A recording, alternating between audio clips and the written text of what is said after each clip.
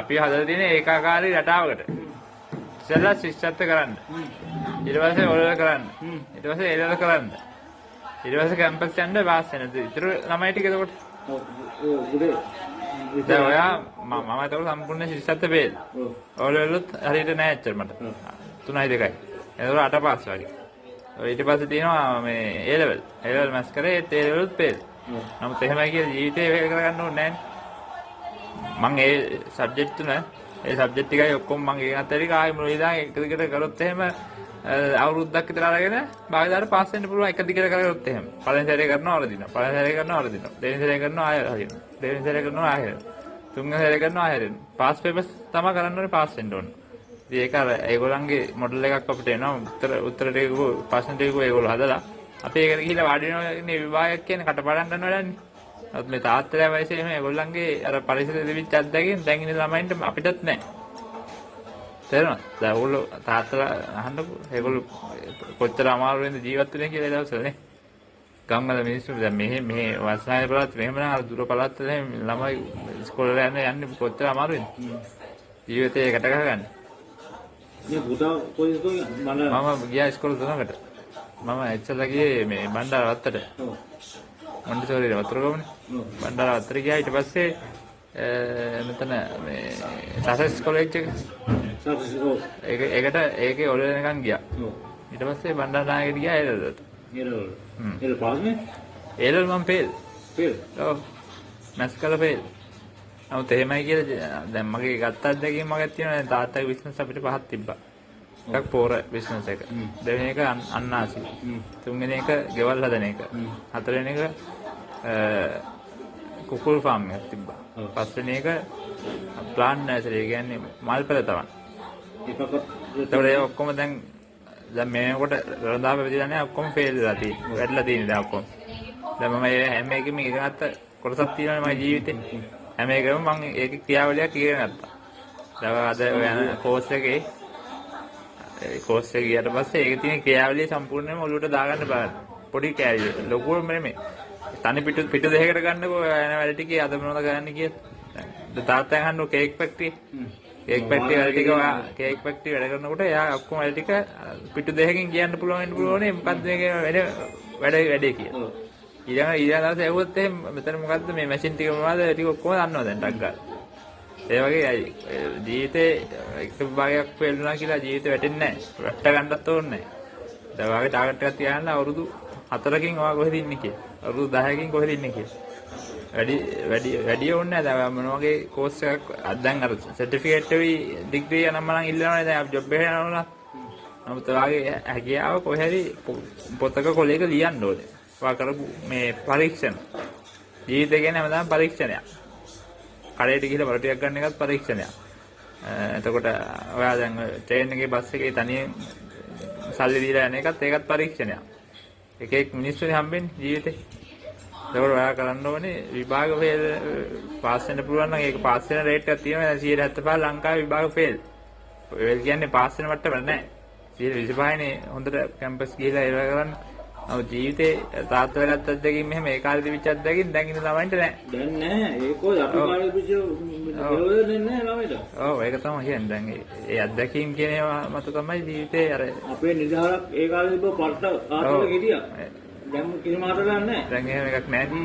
දැන් ඉන්න ළමයින්ට එහෙම නෑනේ. දැන් වෙලා තියෙන්නේ දැන් විවෘත ආර්ථික ක්‍රම එතකොට ලෝකේ යන විදිහට අපි හැඩි ගහන්න වෙලා තියෙන්නේ. ලෝක යන විදිහට අපි හැඩ ගහන්න වෙනව නැත්නම් අපි වේල් වෙනවා. රඳා පවතින්න බෑ.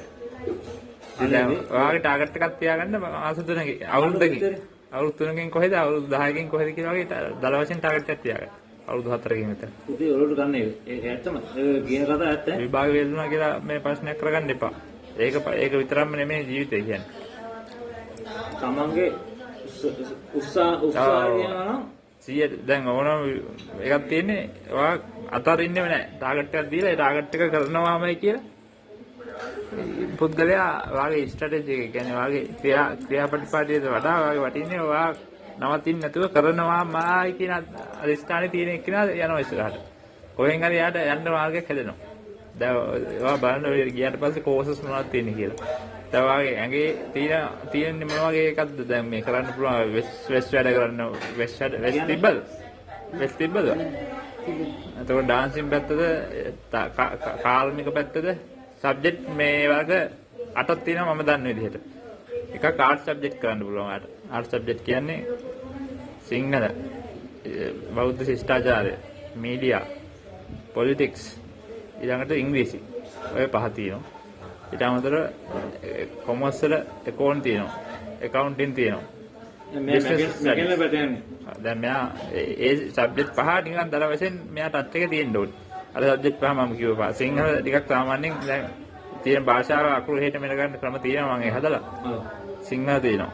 ඊට පස්සේ බෞද්ධ ඉතිහාසය අපි ගන්න ඕන. අපේ ශිෂ්ටාචාරය කොහොමද ආවේ කියලා. අපේ පරණ මුතුන්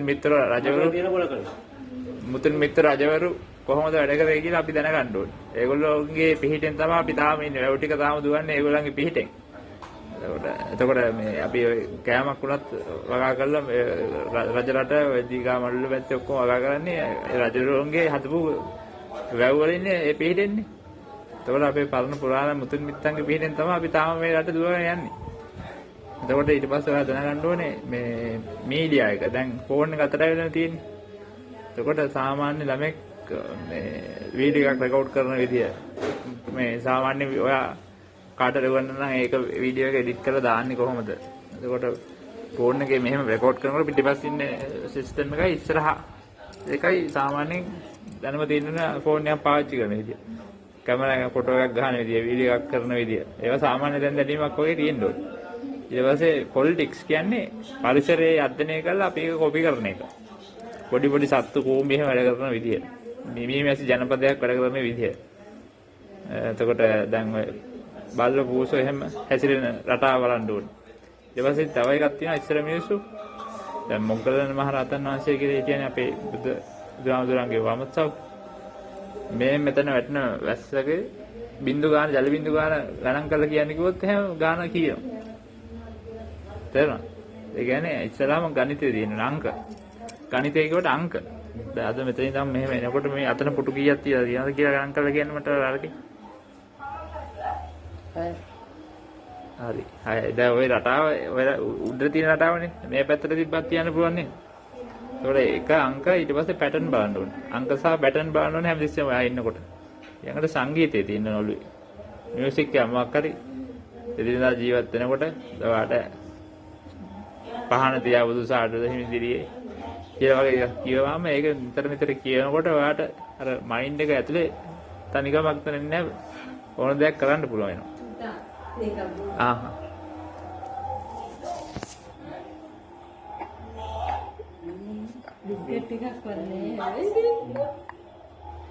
ඊළඟට දැන් ඔයා කරන ආමි ට්‍රේනින් එක හොඳයි. ඒක හොඳයි. ඔව්. ඒක හොඳයි. ඒක ළමයි දැන් හැමෝටම ලංකාවේ ඉන්න මිනිහ ළමයින්ට කරන්න පුළුවන් ඒකත් හොඳයි. මෙහෙමයි. දැන් මෙයා මේ මෙකැනිකල් පැත්තෙන් යන්නේ. ඉංජිනේරු වශයෙන්. බෑ වීඩියෝ දැන්. මහත්තයා මොනවා හරි කරනවා. ඔයා දැන් ප්ලෑන් කරගන්නකො අවුරුදු 3කින් ඔය එහා පැත්තට මොකද්ද කරන්න කියලා මෙහෙ ඉන්නවද නැත්නම් රටකට යනවද? මේකේ ඔළුවේ දැන් තියාගත්තා නම් හරි කාගේ හරි උපදෙසක් ගත්තා නම් ඔයාට ඒ මාර්ගේ හදාගත්ත හැදෙන්නත්. දැන් ඔය කෝස් එක ඉන්නට පස්සේ ඊළඟට මොකද කරන්න කියලා ටිකක් අයිඩියා එකක් තියාගන්න. නේද? ඒකත්. මම එකේ දැන් කෝස් එක පටන් ගත්තේද ඒක කරන්න. කරන් ගියාට පස්සේ මොනවද තියෙන්නේ කියලා කරන් ගියාද නෑ. ඒ ඉදිරියට ගන්න කල්පනා කරන කාගෙන් හරි උපදෙසක් ගන්න ඕනේ.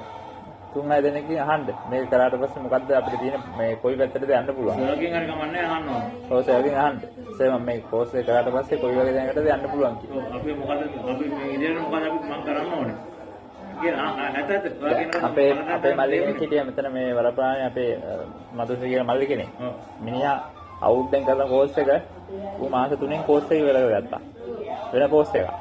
අර කෝස් එක අවුරුද්දක් ගන්නකොට මාස 3කින් ඉවර කරගත්තා. ඊට පස්සේ ජොබ් එක වැඩටත් ගියා හෝටල් එක මෙහෙ පැත්තේ. ඊට රටක් ගියා දුබයි. මොකද අඩු වයසෙන් දැන් අපි හැමෝම කියලා දෙන්නේ අවුරුද්දක් ගන්නකොට කියන කෝස් එක. මාස 3 කෝසුත් තියෙනවා. මෙයා කරන එකේම වෙන එකක් වෙන්නත් පුළුවන් හොයලා බලන්න. ඒ කියන්නේ කාලේ තමයි වැදගත් වෙන්නේ. මේගොල්ලෝ මේ ගිවල කරන්නේ මොනවද? ඔව් ඒක තමයි. දැන් ඒක අවුරුද්දක් තියෙනවා අවුරුද්ද කරන්න. ඒක මම කියන්නේ එපා කියනවා නෙමෙයි. එහෙමත් තියෙනවා වැඩ. ඒක අපි මාතුනේ දෙනවා. මාතුනේ දෙනවා දැන් වැරලා තියෙනවා. වැරල්ලත්. ඔව් මාස 3 තියෙනවා මේ වැරළත් තියෙන කෝස් එක. ඔව් ඒ කාලේ ඒ මාස 7 වාට ඉතුරු ඊට පස්සේ ජොබ් එකක් කරලා ඊට පස්සේ මාස 7 ගානාව කියන්නේ කීයද? මොකද දැන් එහෙම දැන් මේගොල්ලෝ මේ දැන් ඉල්ලලා තියෙනවා මෙයාව මේ කැම්ප් එකට. කැම්ප් එකට ඉල්ලලා ඉන්ජිනේරු නමකට. ආමිකට. නෑ මෙයා මම ඇහුවා මම යන්නද කියලා කරා. ඔව්. මේ සවුරුත් කිව්වා. එහෙම යන්න පුතේ මොකද රජයේ පැත්තේනේ. ඔව්. ඒකෝලේ ගාතිකාරී වටිනවා. බලකේ දෙනවා. හැමතිස්සෙම කවුරු හරි උපදෙසක් ගන්න ටිකක් දැන අඳුර ගන්න මනස එක්සර් කෙනෙක් හරි තියාගන්න. සර් මේක මෙහෙම කරලා හොඳයි කියලා ටිකක් අර ඒක කියනවා නේද? ඒගොල්ලන් අත්දැකීම් එක්ක අවුරුදු 20ක් 30ක් කොහොම මිනිස්සු ගැටෙනවා. මුදා පැත්තෙන් ඉගෙන යනවා නම් ඉගෙනන්නේ මොනවා. ඒක මම කිව්වේ කාලේ කියන දේ උපරිම ඉතුරු කරගන්න try එකක් දෙන්න. ඔව්. කාලේ තමයි වැදගත් වෙන්නේ. මේ සල්ලි හොයන්න පුළුවන් කාලේ ගන්න බෑයි. ඒකයි වැදගත්. දැන් මේගොල්ලන් තව අත්දැකීම් එනකොට ඔය තේරෙනවා. මේගොල්ලන්ගේ කාලේ මේ වගේ දැන් ඉන්නවමයි නෙමෙයි අපිත් එහෙම නෙමෙයි හැදුනේ. දැන් පුතාට වාද කීයද? දැන් මම 32යි. 32යි නේ. ඉස්සෙගයිද? වනේ මෙයා මේ පොල් කෑම උඩු 10ක් පොල් ගෑව අවුරුදු 10ක්. මේ හැබැයි ඉතින් කියලා ඉන්නේ කියලා? නෑ. කනවා ගේමුද මෙයා මෙයා අනිත් දෙන්නට වැඩි ඉන්නේ මුන්න කෙනෙක්. ඒ වෙලාවට තියෙනවද දෙන්නේ? මේ යා මිහිලෙන්. පුතා යන්නේ කියන්නේ කොහෙද? මේ කලවටු කියන්නේ මයික් හරියා අවුලන්නේ. එන ඔයයි පුතා එයා ඉන්නේ. මේ ඔය බයික් පුතාගෙන් යනවා නම් ගිහින් එන්න බයික් ආ එකේ. ඕලෙන් එනු අසල දෙන්න මට වෙව යන්න එහෙනම් අපි දැන් යන්න මගේ පොඩි ප්‍රශ්නයක් තියෙනවා වගේ මේ මම කිව්වේ නෑ ඉන්ෂුරන්ස් එක ඉවරලා දෙන්නේ මගේ. මගේ මුකුත් නෑ ඔය එහෙනම් මගේ ඉන්ෂුරන්ස් එක ඉවරලා ගිහිල්ලා එපා කවුරුත් නෑ. පුතාගේ ලයිසන් එක තාම මම බයික් එක අත්ත දෙන්න දෙන්න ගිහිල්ලා ඉන්නේ. අවුලද කරන්නේ නැද්ද ඔයාලා ඉන්නේ නැතිවනේ. මගේ මුකුත් නෑ ඇයි නෑ? බයික් මුකුත් නෑ මගේ නෑ මුකුත් මගේ රැගෙන උසාවි පොලිසිය එහෙමද? ඔව් මගේ ලයි මම ඇද ලයිසන් උසාවි කොහෙද දැන්නව? අරෝට මේ මෙතන පොඩ්ඩක් පුතේ වාහනේ එතන මේ බයික් නෑ මේක ගිහිල්ලා එන්න බයික් එකේ මම එක ගිහිල්ලා එන්න. ලයිසන් නෑ ලයිසන් ඕනේ නෑ ගිහිල්ලා එන්න. දෙන්නත් ගිහිල්ලා එන්න. පුතේ මුණ පොඩ්ඩක් හොදන්න යනවා ලෝෂ් එකක් දාලා. කබල් ටිකක් දාලා. ඩාඩි පාඩයි. අල්ලගත්තොත් කියන අදිච්චියට ආවේ මේ අයියා බයික් එකේ ආවේ මේ ගේට් එකක් ගන්න එනවා කියන්නේ ඔතන එතන. මේක කියන්නේ මුකුත් කෙරේ ගන්න ඕනේ නෑ මගේ මුකුත් නෑ මේ නාල තුනකින් නෑ දාලා ඒක අනි බලන්න. පොඩි පුතේ ඒ මේගොල්ලෝ රිපෙයාර් කරලා මේ ආවේ බයිසිකල් වල එහෙම. නුවර ගිහිල්ලා. නෝර රවුම් කාරයක බයිසිකල් වල ගිහලා එහෙනම් ඔයා මාමත් එක්ක යන්න. ඔව් ඔයා මෙයාලා කියන්නේ ඔයා ඉන්න. ඔය දෙන්න. ඔය උඩා වෙලා නැහැ. මහත් පුතා.